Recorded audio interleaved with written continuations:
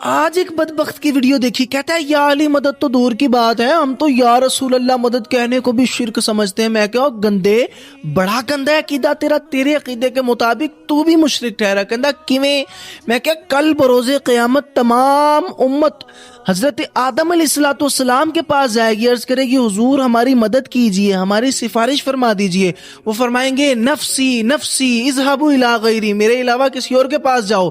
پھر وہ چلیں گے حضرت موسیٰ، حضرت عیسیٰ، حضرت ابراہیم علیہ السلام، تمام نبیوں کے پاس جائیں گے، سب یہی فرمائیں گے، چلتے چلتے حضور کے قدموں میں پہنچیں گے۔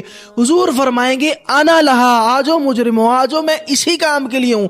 تو میں نے کہا او بدبخت، او مشرک، اگر حضور سے مدد مانگنا شرک ہے تو پھر یہاں کیوں مانگی؟